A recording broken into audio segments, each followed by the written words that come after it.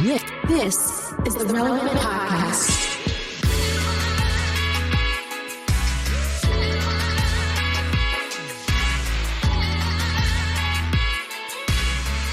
It's episode 1226. We just don't stop here at the Relevant Podcast. Once we start, we're going. It's episode 10,412. Here in Orlando, I'm your host, Cameron Strang, and joining me from Loverland, Virginia is Jesse Carey. Hello, hello.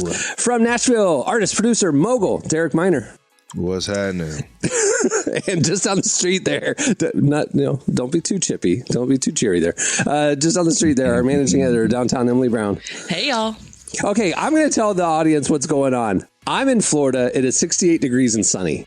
Okay. Shit. All three of my friends here are making head noises because they're all sick because of weather and frigid and all that. And I'm just loving life. I'm going to probably eat lunch outside in the sun.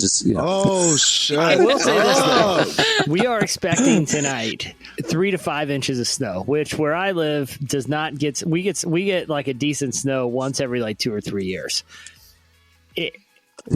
I would venture to say 3 to 5 inches is optimal snow day snow. Like anything more than that, you're looking at, you're shoveling driveways. You're looking at potentially getting snowed in. 3 to 5 inches. It's enough for sledding, enough for some snowballs, nothing for a little snow football, right? Like all the activities. I feel like over 5, that's blizzardish. Nashville, I know you're coming in for more, but I think we're right in the Goldilocks zone of snow days coming, and I'm very excited about it. Well, last time I checked here in Nashville, we were told 4 to 7. So Nashville, when I lived there, if there was like a half inch, the city shut down, like because nobody can drive in it, and Nashville doesn't have like the snow equipment to treat the streets and stuff, so like it locks down the city. This is how I knew it was serious. We had salt trucks. I took my son to basketball practice, and I saw salt truks last night. And they borrowed them. They had to borrow them from Indiana. Kentucky or Indiana. I think they have like a few, like maybe like 3 for the whole area, which is not enough. More than we got. But I haven't seen any. And I don't think there's any plans. Hey, you got salt water. Just hose off. Just stick a hose in the ocean. And my homie said whoever put the salt on McDonald's fries need to wake up in the morning and get to work. They was like, yo, because them fries be salty. I thought that was a pretty cool meme. Jesse, do you remember in college, we went to school in Oklahoma, and so it would snow. I mean, it wasn't like white the entire winter, but so when it snowed, it was an event. Do you remember like after lunch, like on snow days, everybody, at least in my era, everybody would steal lunch trays from the cafeteria and go out to the hills behind the tower dorms and just sled on all the lunch trays. Did you ever do that? Yeah, well, not only that, there was Lake Evelyn back there, which was a little pond, and there was like a tiny canoe that was meant for maintenance purposes for the fountain, right? I remember one time we dragged that canoe to the top of the hill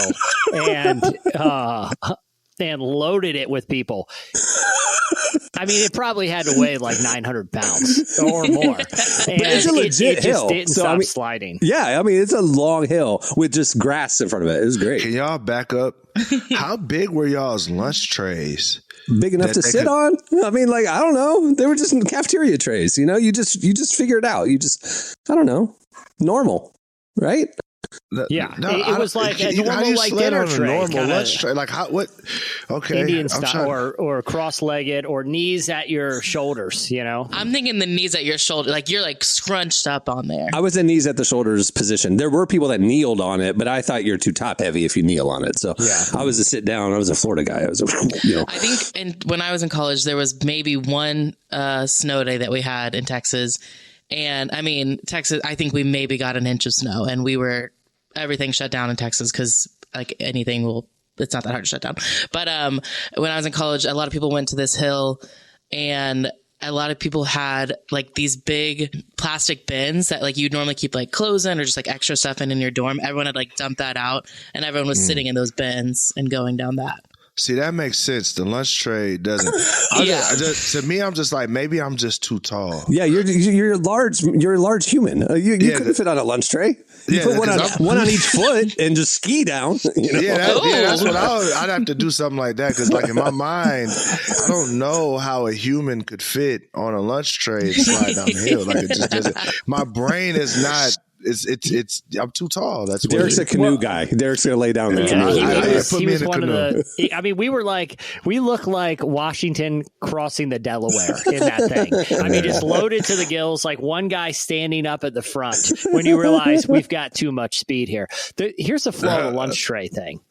Here's the flaw of the lunch tray is like traditional sleds have some, mechanism to control the direction, whether that's like rails. The ski, like the blades, or like, at least they're kind of shaped in a way where there's one point of center. So if you lean, it is direction.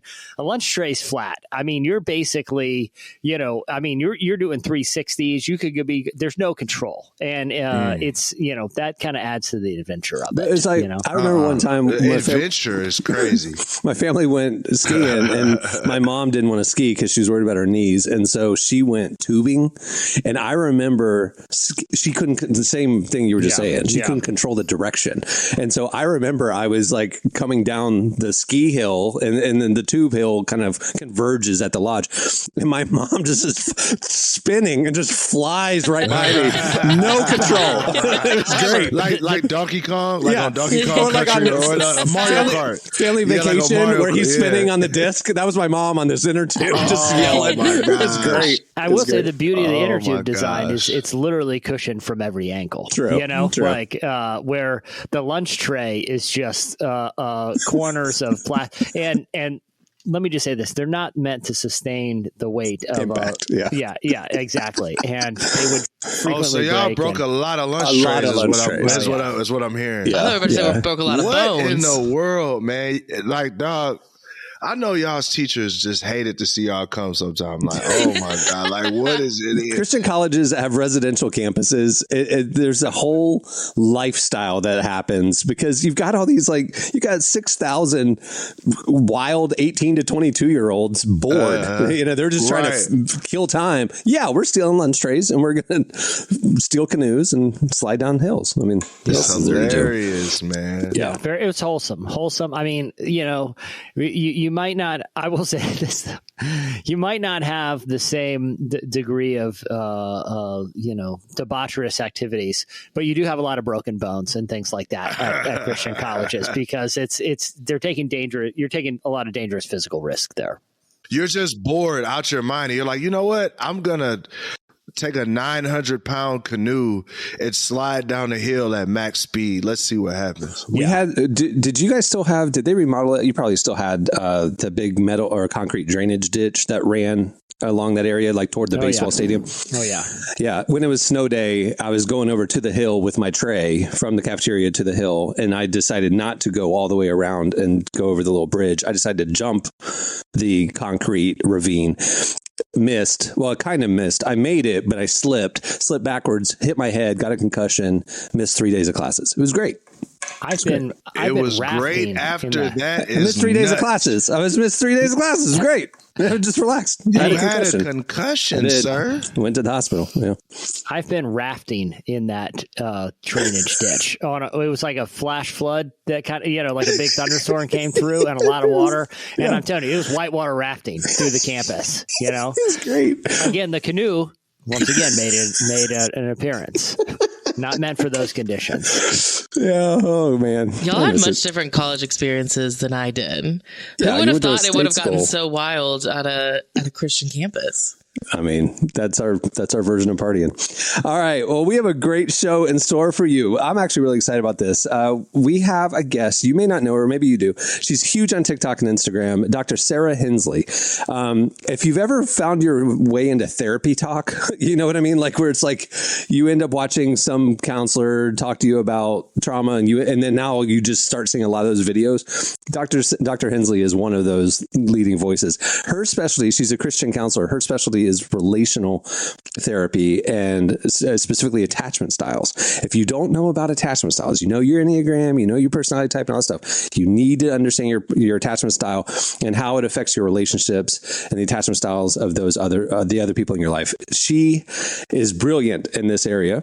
Emily had a conversation with her, and I'll just tell you now, she lays it out for 16 minutes. This is like a crash course, and it is awesome, and we're running the whole thing. So strap in. We're going to get you healed today. Also, at the end of the show, we have your feedback, your 2025 predictions, and stay tuned after this break. It's Slices. Okay, it's time for Slices. What do you have, Jesse?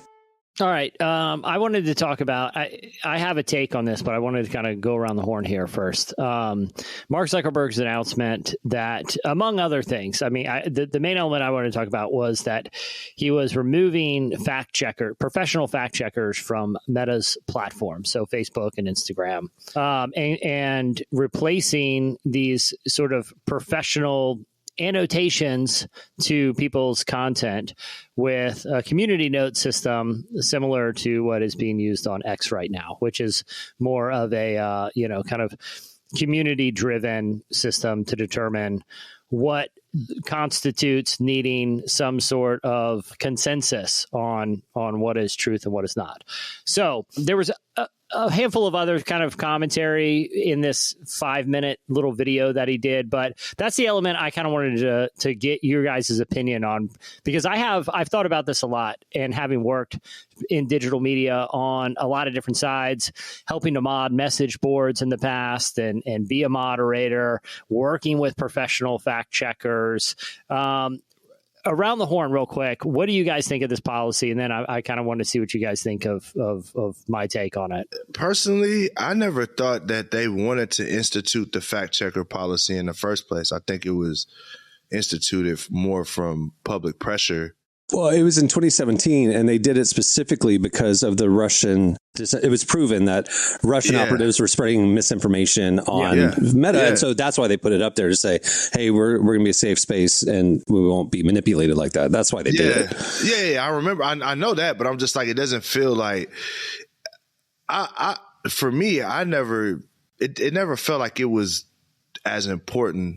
Like they weren't emphasizing it a lot, maybe. To me, it feels like it wasn't emphasized much. I guess maybe during that time, it probably was. But I think now, because there's so much disinformation on the internet now, I'm like, I don't even think they could keep up with it. You know what I mean? So it just feels like one of the reasons. And he said too, he felt like the companies that they hired, because they outsourced them, had gotten too political one way or the other. Okay, respect. Yeah. So I understand all that. I was listening to a tech podcast, and this expert came on and he said what they're going to do is exactly what X is doing. And the way Community Notes works with X is that anybody can submit a community note, right? Anybody can. And then it's like Reddit, where it's like upvoted. And then over time, if there's a consensus that one of the submitted notes is like the best one, that will then appear. But the risk is that the disinformation could spread widely long before the community note gets approved. You know what I mean? So it like takes time. So anyway, that's the risk. And that's what's happening on X too. Because there's a lot of stuff said on X without community notes, true. You know? Yeah. So, Well, question is, could also, this is just, maybe I'm just stupid, but can someone manipulate the community note as well to where the upvotes would upvote disinformation? I mean, in theory, yeah. It'd take a concerted effort with a large group of people to say we have an agenda to do this, but But even in theory there, even the whole idea behind it, is not necessary. It's still imperfect, even if there was ways to reduce manipulation, because it doesn't matter how many people decide something is true. It doesn't make that less true if it's actual. You know what I'm saying? True that. I think, Jesse, back to your slice from a month or two ago where you brought up Reddit, which I'm not in the Reddit world. Yeah. So, but you brought up this thing that was happening where the Reddit mob decided to write bad reviews about or good or the best restaurants in a certain town were like McDonald's and stuff. And and Reddit, then the Reddit mob manipulated the Google results and all that for these businesses. And I'm going, that's what we're just turning the internet over to basically Reddit users. I mean, that's basically what we're doing now. So, well, and that's why I think, well, real quick, Emily, being in journalism, what's your take on the Facebook or Meta fact checker decision? My initial, when I first saw this, I was like, oh, this is going to be so bad. Misinformation is going to spread. But when I thought about it from the community notes perspective, I was really hesitant when X made that change. And I think that there are still maybe some flaws to figure out. I do think from what I've seen, community notes has been good at getting things right. From what there hasn't been kind of like Derek's fear. I haven't seen anything that's no, that's the community notes wrong too. But I've learned a lot with the community notes. I see something and I'm like, whoa. And then I read the community note going, this is from 2010. This had nothing to do with the thing that they say it does, and I was like, oh, good. I'm glad this exists. You know what I mean? But I do think to Cameron's earlier point, the frustrating thing is I will sometimes see a tweet and then 3 days later I see it again with the community note. And you and I know, just being in journalism, once a narrative's out there, it's really hard to get that narrative back and change it. So that's just the timing thing. That's kind of the hard part. But again, fact checking wasn't Meta's fact checking wasn't necessarily getting it within 5 seconds anyway. So there's just a whole problem here. The thing of it's not necessarily okay, this tweet is problematic. The community note addresses it, and all the people that retweeted it, the community note goes with it. It's I saw this tweet. Oh my gosh. And then I go tweet about it. I'm not so the original tweet might get a community note, but now millions of other people might be just talking about that information, that wrong information, as though it was true.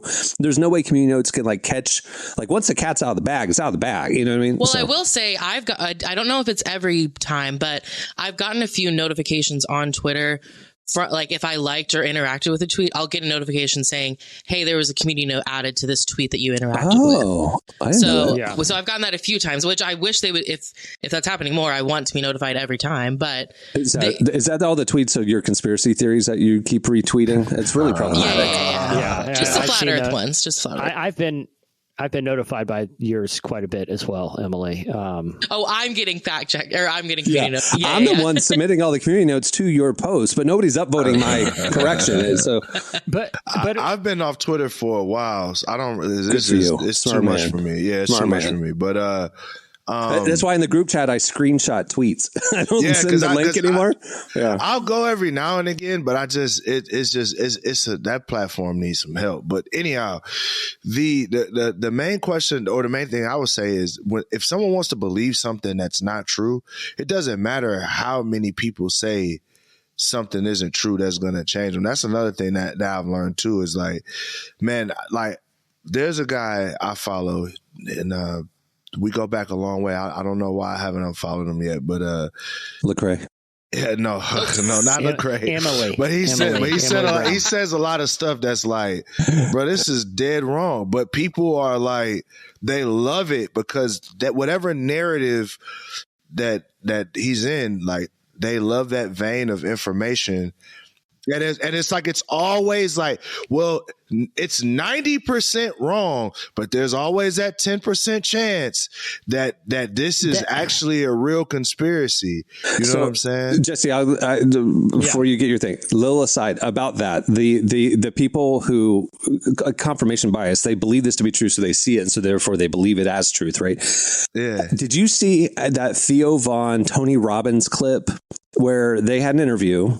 And Tony Robbins says to Theo Von, look around the room and look for everything that's brown. Put it in your mind's eye, close your eyes, and blah, blah, blah.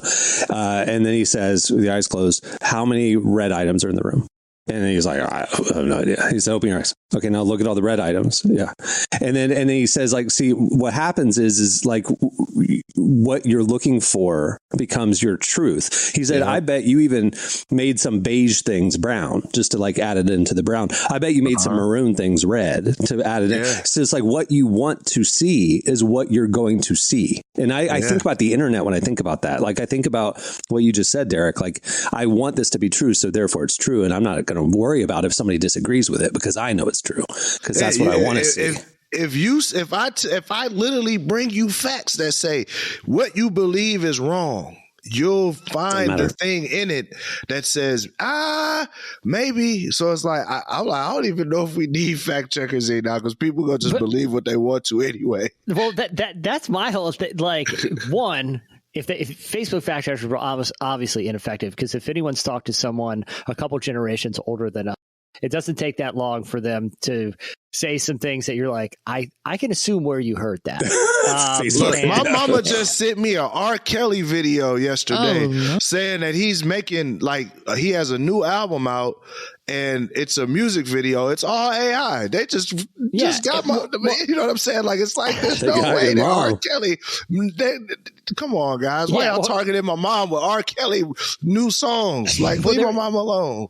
I saw people sharing a while ago, like this Justin Bieber worship song. It was obviously, but again, like, you know, at some point do we need to be more concerned about public media literacy than the responsibility of platforms to try to reel in something that is it's untenable, right? You know what I mean? Like there's no good way to do it because, you know, because you think about this too, like what basically is the function of social media.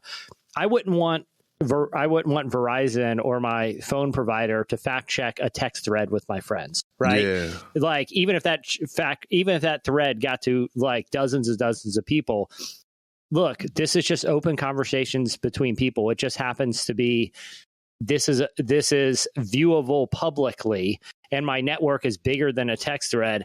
I think we just need and this is, I think, something that hopefully the generations coming after us can be more proactive about, and I think it will be more intuitive to them, is that there's a difference between social media, which is basically just an extension of interpersonal communications. It's a matter of scale. Like you're choosing who you follow. Like Dave Chappelle said. Yeah, exactly. And traditional media outlets, which you are choosing to put trust in based on their credentials, based on their qualifications, track record, based on verifiable things like sources, like this person's on location, or you know what I mean? Like, I don't think this is a responsibility. These aren't public utilities; they're private companies that, you know, are ultimately providing a service. Why is it on them to be the arbiters of how accurate it is of what you choose to say to your friends? Like, I personally think like the reason why they decided to invest all this money, because they do this in like 69 countries around the world. Yeah. A lot of them have dictators and revolutions and different things. And so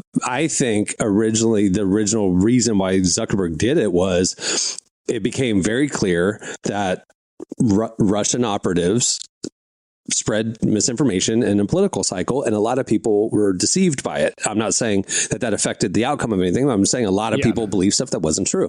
And I think Zuckerberg said it would be really bad for business if Facebook became the place of lies and deceit. Like, it's not a safe space. So he's just going, how do we remove the doubt and the fear that we've been manipulated? So let's put up these safeguards and whatever. And now he's going, 8 years later, world's kind of evolved. We don't need to do this anymore. And it's the opposite is happening. It's like we're being seen as censoring people because we're providing fact checking. And so he's like, let's just remove ourselves from the equation. Jesse, your libertarianism is showing very brightly today. Well, but again, like, I think it was a good faith effort. I'm not saying it. I don't think it was done with some like overtly political. I can't speak for the individual fact checkers, but I think the heart behind it was good. But I think even something like you look at the COVID pandemic, right? And a lot of things that were assumed to be facts are sort of being revisited now when it comes to like the origins of the virus and, different things that were known at different times. Like because what I feel like that era of fact checking on social media conflated was fact versus conclusion, right? Like if we're writing a magazine article and I send it to a fact checker, if I said something happened at a certain date, they're saying, yes, I can confirm that. Or yes, I will confirm with the source they said this. They're not fact checking the conclusions I made about the facts in the story, right?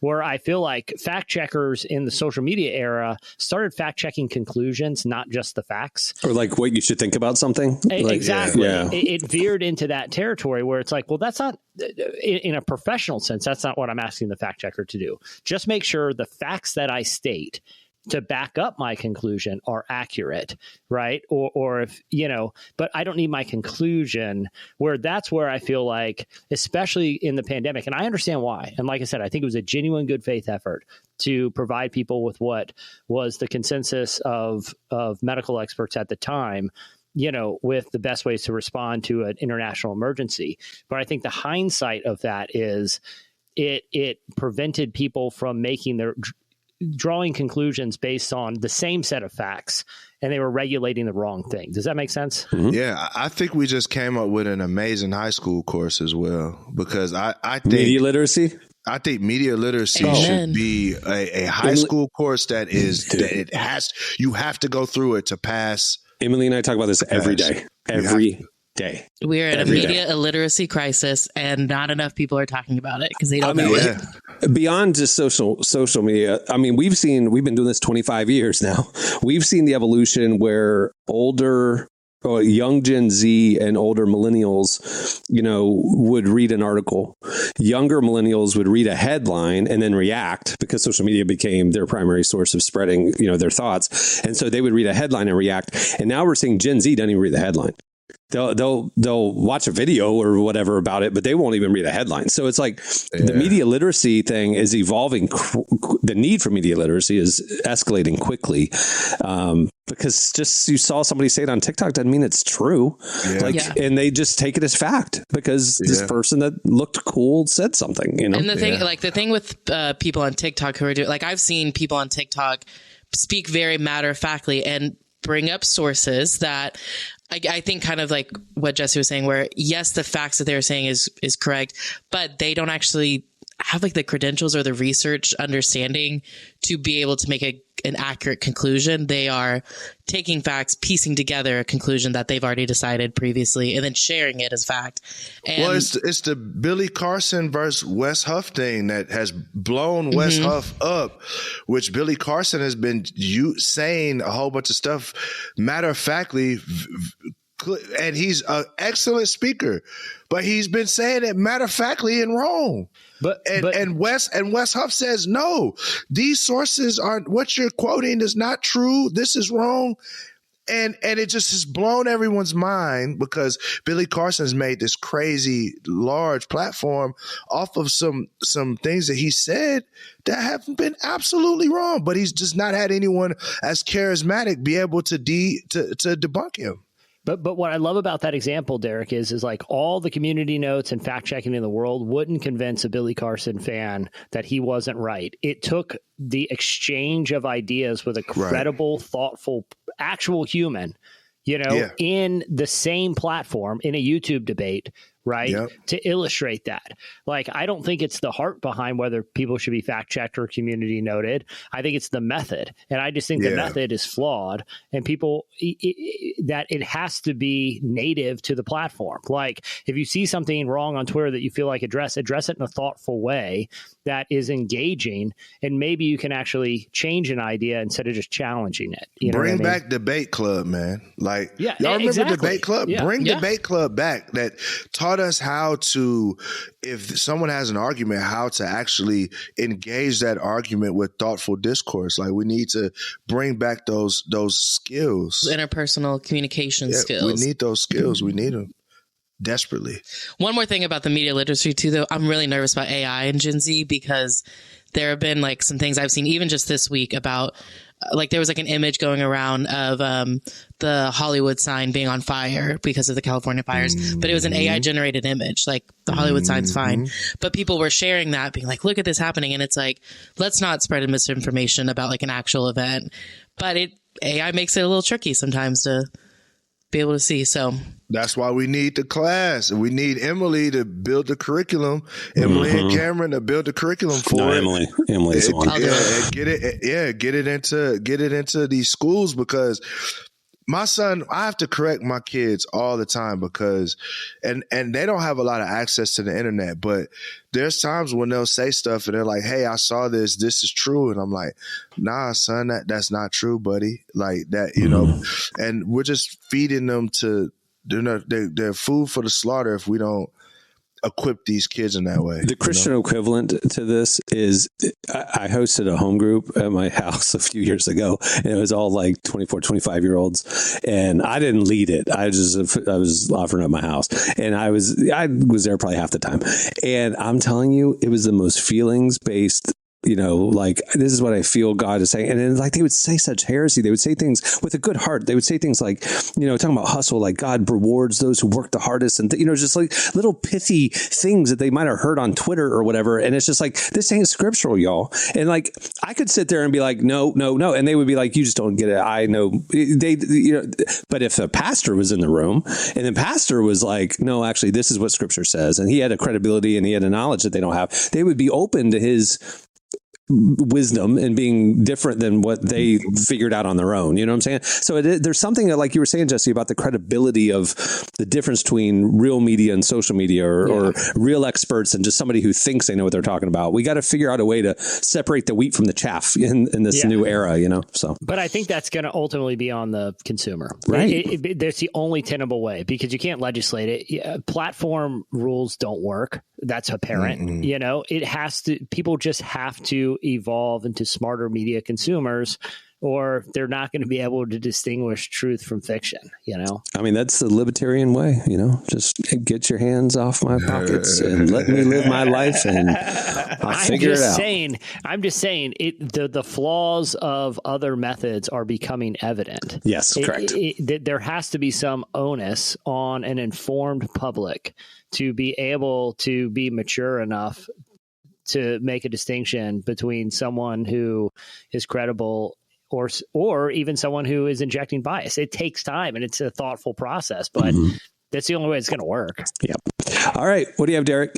So Marvel is thinking about recasting T'Challa in the Black Panther series. And I'm actually excited about this because Black Panther is one of the most iconic Black superheroes there is. And as much as I love Chadwick, he made that role was him. Like, that was the role it felt like he was born to play. But I also know that there's a lot of black boys and girls that need T'Challa to be for his legacy to not end with Chadwick.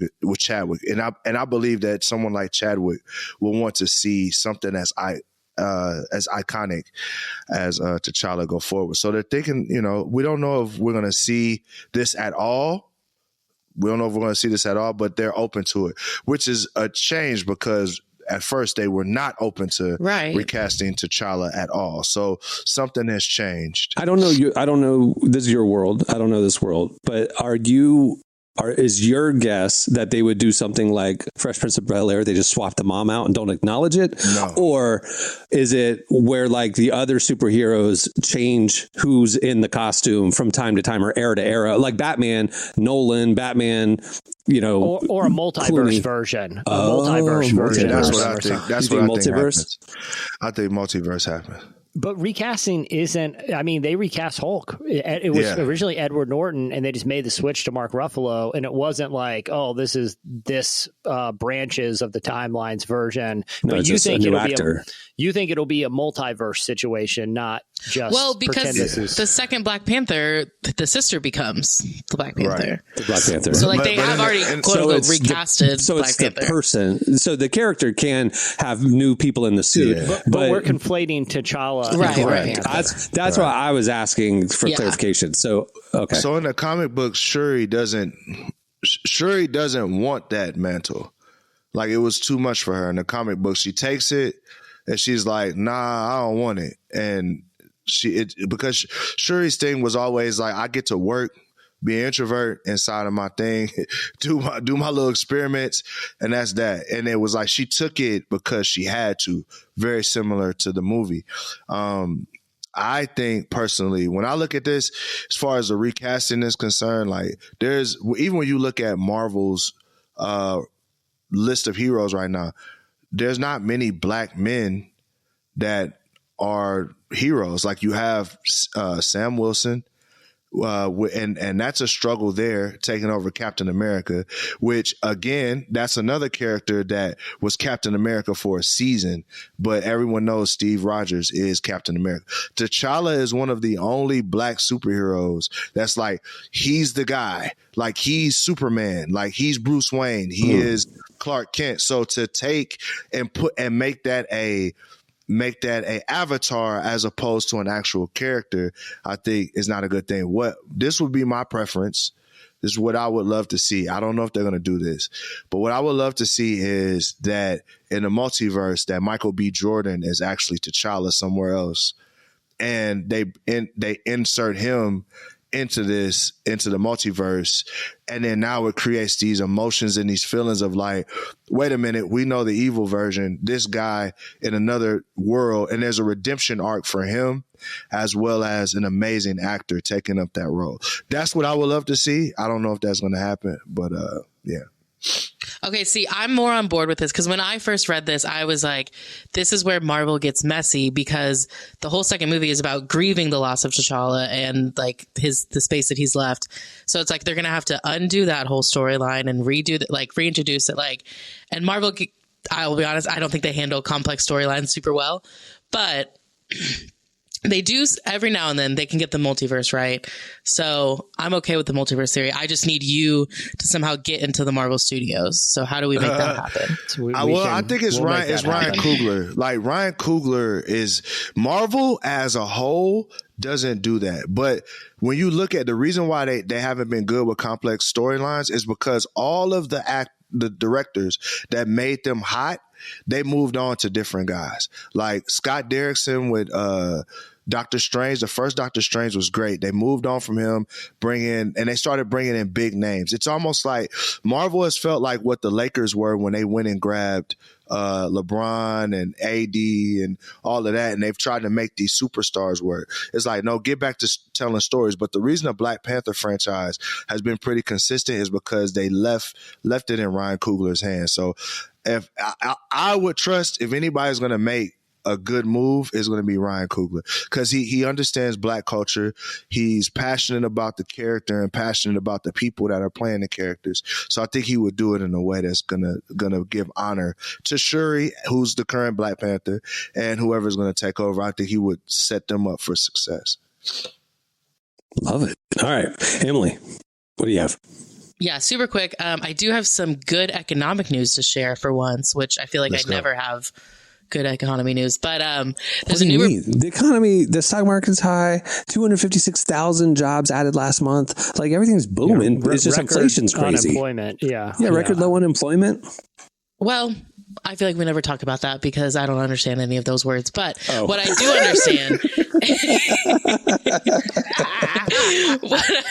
understand, is the cost of college tuition, which, according to a new report, is actually getting cheaper, or like more, like slightly more affordable. And that is good news that I want to talk about. So according to this report from College Board, students are paying slightly less for tuition today than they were a decade ago. So right now, the average tuition at in-state public universities is a little over $11,000, which, when adjusted for inflation, is actually down 4%. And there's also been an increase in financial aid and grants. So the average student is just paying about $2,480 annually, which is a 40% drop from 10 years ago. $2,480, like $2,480? a year? How come people are graduating with $80,000 of school loans? Well, that's not really true anymore, too, because less than half of students in public universities right now are graduating with loans compared to 59%. Wow. So that's less awesome. People are graduating with loans, and even the loan itself is smaller. Yeah, it's just our generation that got smacked with all the loans. And I think broke the system. Then they fixed it. Economists could probably dig into reasons why, but I think one of the reasons why is like, our generation felt the need to have a college degree to have a good career, where I feel like the generation now it's becoming evident that skills are often more valuable than just, sort of an arbitrary degree, especially like, hey, I can show you a portfolio of awesome work I've done, whether it's in the digital environment or if you're a tradesperson or something, where the supply and demand factor comes into play where, hey, college is less in demand because people feel like they don't need it. So maybe we drop the price. Maybe that's part of the reason too. Supply and demand, baby. I think it's also because less people are applying for financial aid as well. There's a little bit more of the pie to share with other people, so they can get more financial aid, therefore lowering loans, all of this. So anyways, I won't bog you down with stats, but I think tuition getting more affordable. I think it addresses earlier, maybe we can make a requirement course for college students, media literacy, or just literacy in general. Yeah. Literacy in general. Yeah. Reading. Basic reading. We'll start with literacy and then move on to media. I'm a big reader. We talked about this last time, but I think we should be reading more everywhere. Especially at relevantmagazine.com. Okay, that'll do it for Slices.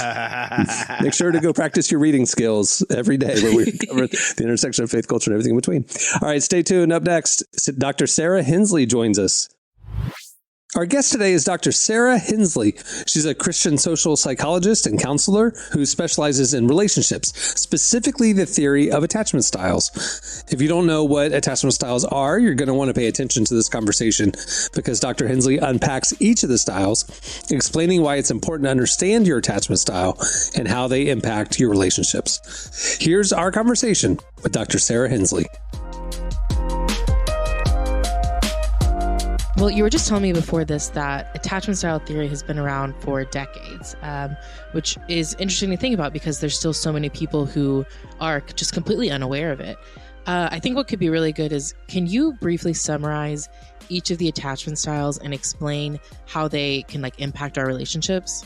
Essentially, attachment is on a spectrum, which means that we can kind of slide around the spectrum a little bit depending upon what attachment style you are. And that's good news because that means that we can change it if we have the right types of interventions. So if you can imagine sort of a spectrum with two ends to it. On one end, we have attachment anxiety. And attachment anxiety, when it's activated, wants to make you activate. It really pushes through this sort of subconscious, emotional, primal push for us to connect with other people, especially our intimate partner. So if we are activated in our attachment anxiety, we want to pursue connection with an intimate partner. On the other end of the spectrum, we have attachment avoidance. And attachment avoidance, when we are in this space, causes people to what we call deactivate or want to move away from their intimate partner and more into isolation with themselves. And so this is when people are really pushing away their intimate partner and trying to create space between them and their intimate partner. So we have people, and then in the middle of the spectrum, I should say, we have attachment security. So these are people that were raised by really emotionally attuned parents that had a healthy marriage with their marriage partner. So the child was really able to witness healthy relationship dynamic growing up between their parents, and then parents gave their children a lot of great emotional attunement, but also just the right amount of instrumental support in their lives as well. And so these people that are in the secure space are really good at navigating romantic relationships. They have really good boundaries. They have really good non-critical communication skills, respectful conflict resolution skills. They don't really fear vulnerability, but they're not overly vulnerable and, too early on in a relationship. So they do a really good job of just navigating relationships in a healthy way. when we start to deviate from the secure space, we have people that deviate just to one side of the spectrum. So we have people that sort of deviate into what we call the anxious space, and they only stay in the space of anxiety and maybe moving more or less away from the secure space, either towards anxiety or towards security. And those folks that stay over on that end, they are called anxious preoccupied attachment.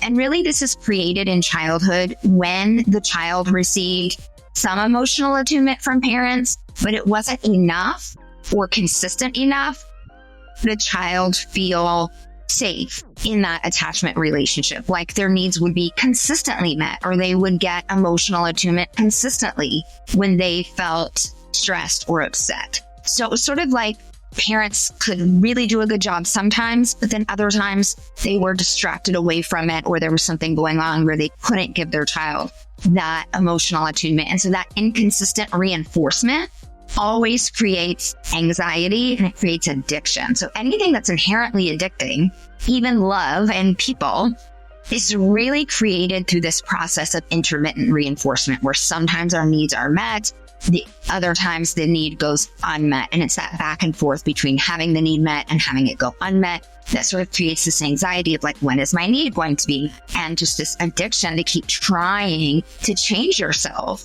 to be whatever you feel like you need to be for that other person to give you that look and attention and attunement. So anxious preoccupied attachments have a number of really noticeable characteristics inside of their adult romantic relationships. I would say one is that they are overly concerned with the needs of their partner versus not being concerned enough with their own relationship. So they really focus on, what does my partner want me or need me to be so that I can be successful in this relationship. They're really trying to navigate around their wounds of fearing abandonment, as well as feeling sort of not good enough in the relationship. Because in moments where their needs weren't met in childhood, they were going, what's wrong with me? What currently in order to get the attention of my parents or get this need met by my parents? And so that is essentially how they show up in their intimate relationships. They become so concerned with what their partner needs and sort of shifting their identity, their behavior, their values in order to try to fit the profile of what they feel like their partner needs in order to avoid abandonment. So this can really mean that they drop their boundaries inside of relationships and they settle for dynamics and relationships that aren't healthy in order to just avoid being abandoned. To them, they get a lot of validation from being in a relationship, from having this idea that somebody loves me and wants me and needs me. That really fills them up. And it's unfortunate because that's external validation, right? That really band-aids that wound of not feeling good enough, of feeling like you might be abandoned. And so they can be a little too needy inside of relationships. They can demand too much attention, too much affection, and they can really get anxious and nervous over any perceived misattunements or any perceived space between them and their romantic partners. And that can cause them to sort of debate or really cling and seek connection and seek reassurance that their relationship is stable, which can kind of, especially to a secure person, very much to an avoidant person, be too much or too off-putting. So they can accidentally push people away just being too needy and too clingy inside of their relationships. And then that their lack of boundaries really doesn't serve them well. They can build up resentment in relationships because they're afraid to speak up, because they feel like if they speak up, then this person might abandon them. And they really, again, aren't focused enough on their own needs. So we can contrast that by going to the other complete opposite side of the spectrum, which is attachment avoidance. And we have people that only stay in the space between avoidance and secure. So they can kind of slide up and down this side of the spectrum, but they never hop over to the other side of anxiety. They just really stay between more of a secure space and an avoidant space. And we call those folks dismissive avoidance. And these folks really, most of them, not all of them, but most of them describe a very normal childhood. They usually received a lot of instrumental support from their parents. So their parents maybe took them to their sporting events, we're in the crowd cheering for them during the football game or whatever.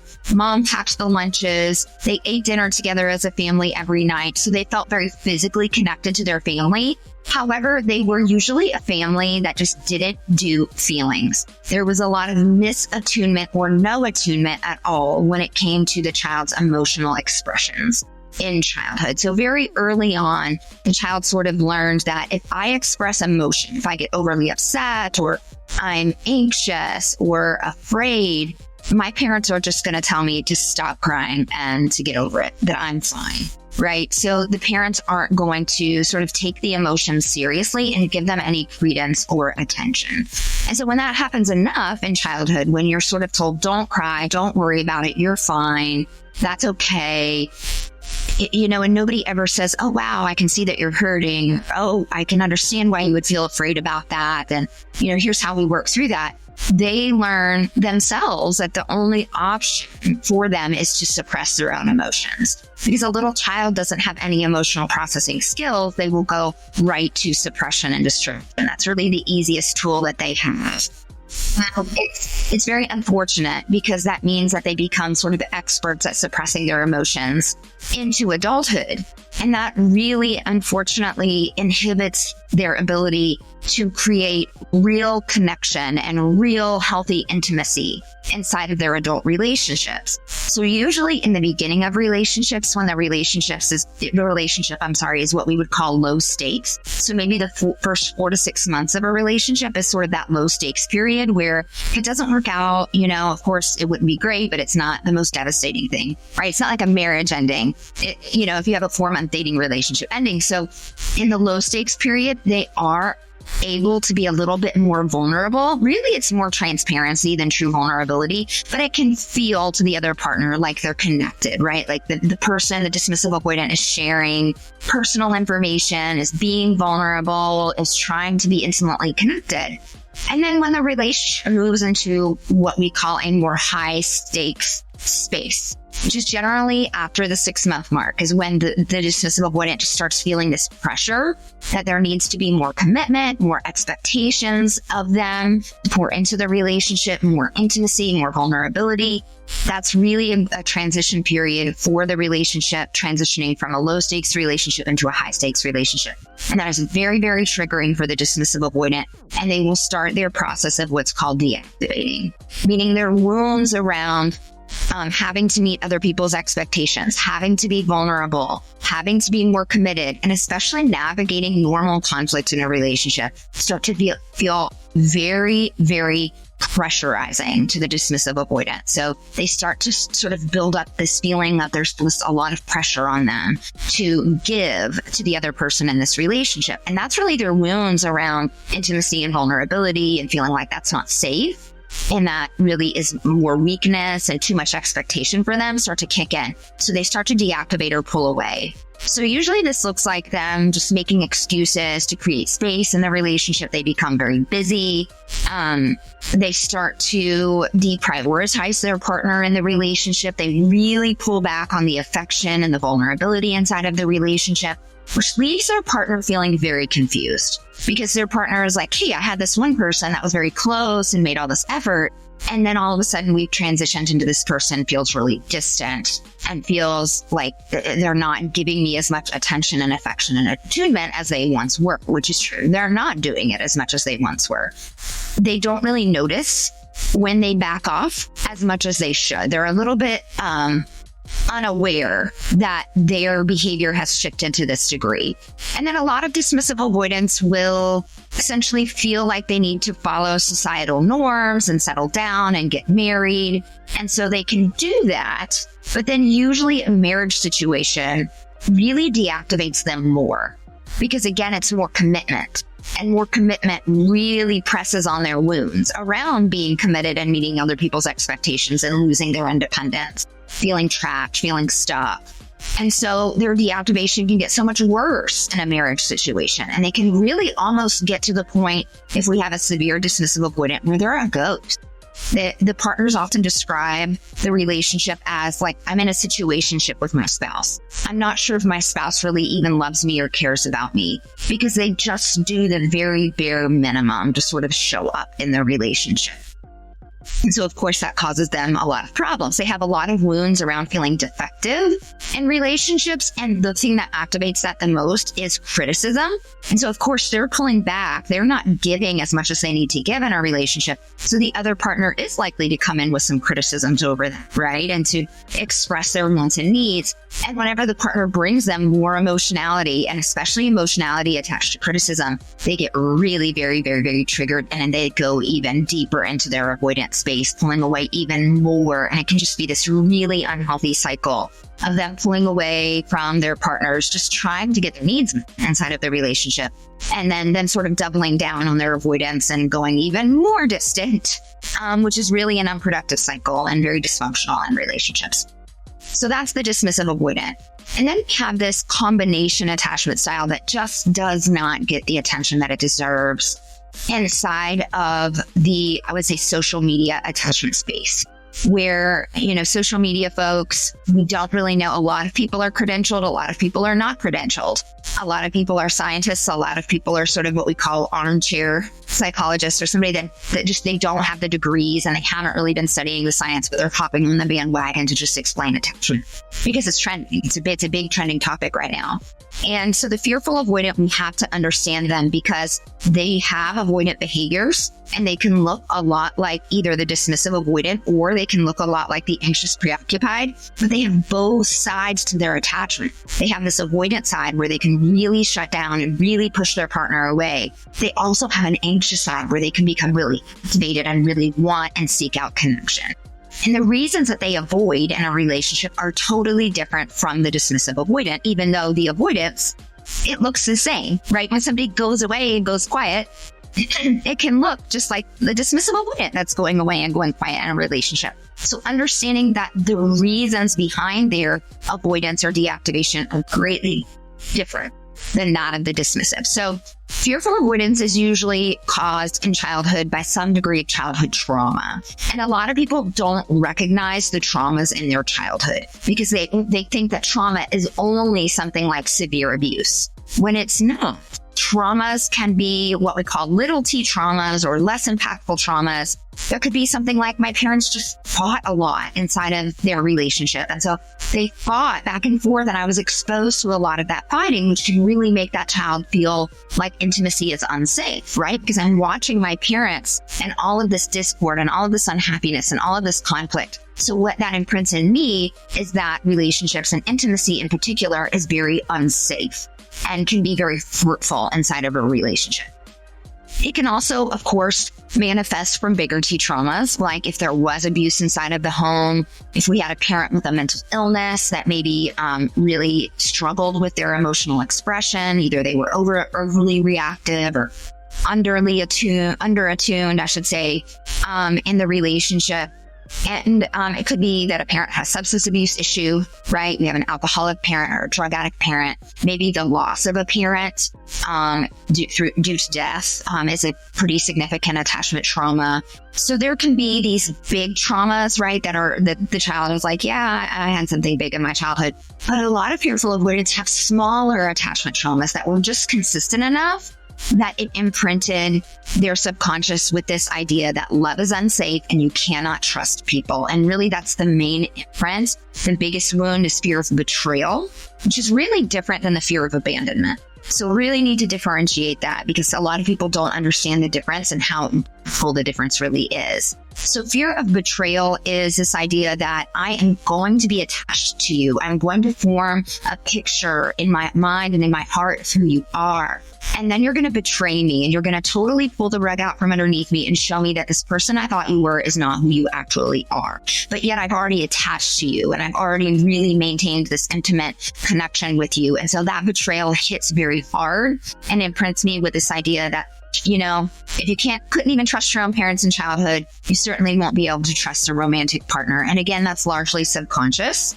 People don't realize that they're carrying that around with them And then how it presents inside of relationships can be pretty variable. I'd say the fearful avoidant has the most variability in their behavior. They can act avoidant, they can act anxious. So they're hard to spot compared to the anxious, preoccupied, and the dismissive avoidant, because their behavior can kind of be all over the attachment spectrum. So they may get activated into their anxiety and really become clingy and really want the connection, only to perceive that they have been hurt or that there will be a betrayal. And they're very hypervigilant. So they really pick up on these small cues of their partner that they're about to be hurt or they have been hurt. And they put a great deal of meaning on those very small cues that come from their hypervigilance. And then they can deactivate really hard and really push their partner away really, really hard, really, really fast in order to avoid what they perceive as a betrayal or the full impact of feeling hurt by a betrayal. So really, what's difficult for them is that they're very hypervigilant and they're very tuned in to perceived misattunements, perceived space in a relationship, and then they get really hurt over those things, and that activates their betrayal wound, and they can jump from really trying to fix the relationship to really pushing their relationship partner away, making it very confusing for the relationship partner to sort of figure out, what does this person want? It seems like they're really, into me and they really want intimacy. And then before I know it, they're turning around and they're pushing me away and they're running away from the relationship. And one of the reasons they're not easy to spot is because they sort of can lean anxious or lean avoidant, and they tend to react opposite to their partner. So if they're in a relationship with more of an anxious, preoccupied person, they will go more avoidant as their primary strategy to sort of regulate their nervous system.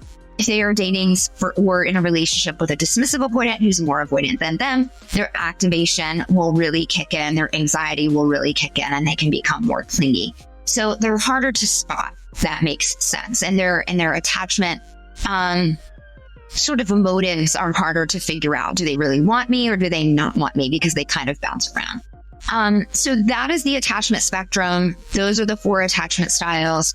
And knowing your partner's attachment style can really be critical to having empathy for them and for understanding the motives behind their behavior. And then it allows us to attune to them better if we know the why behind their behavior. That was Dr. Sarah Hensley. Make sure to follow her on all the socials. And if you want to learn more about attachment styles, like how it affects your relationship with God, check out more of our conversation at relevantmagazine.com. All right, stay tuned. After this break, it's your feedback. Hey, if you like this podcast, but you might like it better if there were no ads, you can do that. Head over to relevantmagazine.com and sign up for Relevant Plus. For just a couple bucks a month, you get this podcast ad-free. You get ad-free unlimited reading at relevantmagazine.com, including the full podcast and magazine archives, our beautifully designed digital issue, and a little more. Check out all the info right there on the Relevant Plus tab at relevantmagazine.com. Okay, it's time for your feedback. Last week we were talking, it was a new year, we were talking about 2025. So we wanted to hear your predictions for 2025. You hit us up on X at Relevant Podcast. None of these were fact checked. So here we go. We'll fact check them at the end of the year. Yeah, that's right. Oh, that's right. Yeah. Big Jack 02 said some big tech company is going to make an app that will fill the void of TikTok. I guess they're presuming TikTok will no longer exist in its current form. But isn't TikTok just a replacement of like a Vine and Reels? Right. And yeah, I think Big Jack, I think you're right on with that. If in fact we no longer have TikTok, I do think something will fill the void. I mean, we're recording this on Friday the 10th. You guys are hearing this on Tuesday the 14th, give or take. Today, it's in front of the Supreme Court, whether or not it's going to be upheld or not. So we'll know later this afternoon if TikTok's going to be around. But I like Nina Smith. She said, I think we're going to see more people or influencers trying to make a career after one viral moment, aka more Haktua girls. And I do think that's kind of the culture we're in now, is people get 15 minutes of fame and they're going to really try to stretch it because there's money there and it's easy to be good on them. Hey, look, she did her thing. To have a drunken moment in downtown Nashville turn into making millions of dollars. Good on her. Like, hey, I need to have a moment like that. I don't know, man. You can Maybe go to downtown Nashville and do that. Drunk and go to get a pedal tavern downtown and figure it out. Drunk off milkshakes though. She flew a little too close to the sun, defrauding people out of meme coin investments. She's done now. But that look, was it. if anyone out there goes viral for anything, even if it's like falling down the stairs and saying a funny quip that someone catches on a phone, go get yours while you can. Like, for sure. No one will disparage you for capitalizing. I would have T-shirts with me falling down the steps. Matter of fact, I'm about to go slide in the ice right now. See if somebody could catch it on camera. I don't even lie. You remember back in the early days of viral videos, David After Dentist? Yeah. I'm friends with that family. And to y'all's point, the dad, like, there was so much fan interest, they made T-shirts and stuff like that, and then put a college fund for the boys, you know, and like, and so like they literally made a ton of money from that video, and that was before like videos were monetized and stuff, you know. So like, but like to your point, you get an opportunity, you get a moment, entrepreneurially, go for it. Yeah, go for it. I've been thinking about this a lot because I saw this tweet maybe like a month ago, and someone pointed out that now all these influencers are trying to take the 15 minutes of fame and make a career out of it. Whereas like 10 years ago, you would have had a fun little guest spot on Ellen, and that's it. That's it. Tosh.0 and Ellen would have you on, and then that was it. Yeah. And you're done. And it's like, maybe we need to bring back Ellen in 2025 to like, instead of being overrun by influencers. That's a take. Yeah. I got to whisper that one, but bring someone back and then let the influencers go there instead. As someone who doesn't watch the NFL, Tom Bennett 123, Jesse, I don't know. You tell me. He says, I predict God finally answers my prayers and the Dallas Cowboys will win the Super Bowl. Listen, I believe in miracles, but let's be reasonable. Let's be cool. Let's chill out. I was gonna bring that one up myself. I was like, that's the one that I'm like, look, man, God can do anything, but it'll look like whatever Jerry Jones got going on over there. It'll look like God like it. So, have y'all seen that Jerry Jones clip going around this week? He was on some show, I think Landman, something like that. Yeah.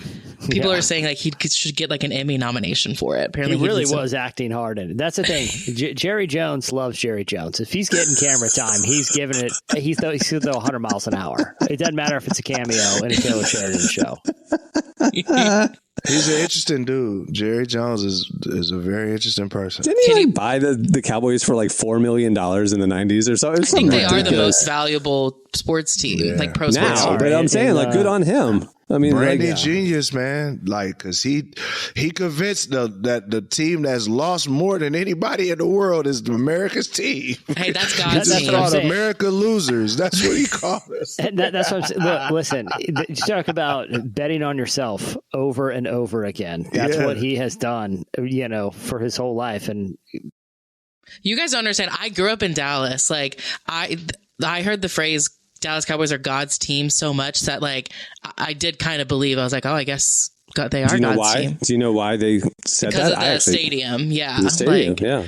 To cut a hole in the stadium so God could watch the games. Yeah. Yeah.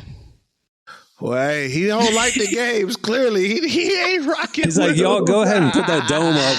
I don't need to see this. Sunday. Yeah, let's cover that up. Let's cover that up. All right. Well, there's more where that came from. You want to check out the replies. He's going to pop over to Kansas City this week. Yeah, for real. Okay, it's time for this week's editorial question of the week. Hey. Well, you know, we just had Dr. Hensley educate us, school us on an aspect of relationships that we all need to probably study a little more deeply. It got us thinking about relationship advice. We want to know, you know, Valentine's Day is a month away. We want to know what is the best relationship advice and worst relationship advice you've maybe given or heard. Hit us up. I'm particularly interested in this one. Do you guys feel like you give good relationship advice? Like, I don't know how much relationship advice you've given, but I don't frequently. I'm not frequently asked about it. But I we have now asked you. Yeah, I mean, if I were to give legitimate relationship advice, it would always be listen more, talk less. And I think that could go friendships or romantically. You can never go wrong. Or even in like a professional circumstance, it's always better to 2 ears, 1 mouth. Slow to speak, quick to, you know what I mean? Like that is true eternal advice is listen more, talk less in relationships. And we don't ever do that. And that's the tea. Yeah. Well, I mean, to be fair, we're professional podcasters, so it's our job to talk, and people they take their time to listen to us. So I don't apply this in my life. You should have that on a business card. Like, I'm a podcaster. I don't have to listen to you. Look, what I'm saying is this is my advice for people who aren't as good as talking as me, who aren't as saying as interesting things all the time at full volume without ceasing to take a breath. They can listen more. But for me, obviously, I'm going to talk as much as I can in every single. My favorite thing is whenever we're around Jesse or Jesse's around, friends that are like fans of the podcast or like, I've gotten to know him and he's making everybody laugh, whatever. And they meet Dana and they're like, oh, Dana, is it just such a blast being married to Jesse? Are you just laughing all the time? And she goes, when you've heard these stories 1,000 times already. And you were there for the humiliating outcome. No. That's my favorite thing. Yeah. Anyway. Shout out to the wives. For real. Okay, hit us up on X at Relevant Podcast. We'll read your best and worst relationship advice on next week's show. Well, before we wrap it, I want to thank Dr. Sarah Hensley for joining us today. Make sure to follow her on social media. Great content. And also make sure to check out more of that conversation over at relevantmagazine.com. Good stuff that you didn't hear. Also, I've been mentioning it for a couple weeks now, but issue 116 of Relevant is out now. We'll tell you a lot more about it on the next episode, but you can go check it out for yourself. It's live at relevantmagazine.com. Just click the magazine tab. You can read it for free. If you want the beautiful print level but interactive digital magazine experience, you can get it with Relevant Plus. Plans are as low as $250 a month. And you get the digital magazine, this podcast ad-free unlimited reading, and magazine archives at relevantmagazine.com and more. Go check it out. All right. On that note, we'll wrap it. I'm Cameron Strang. I'm Jesse Carey. I'm Derek Miner. I'm Emily Brown. We will see you on Friday. Have a great week, everyone.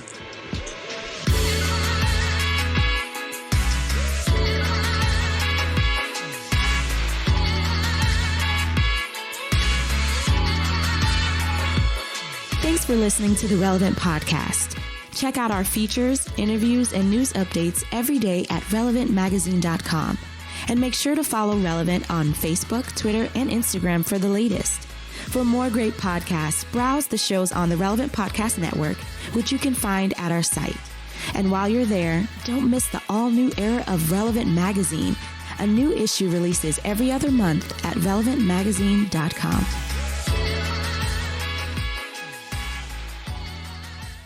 We drive that canoe to the top of the hill. Relevant Podcast Network.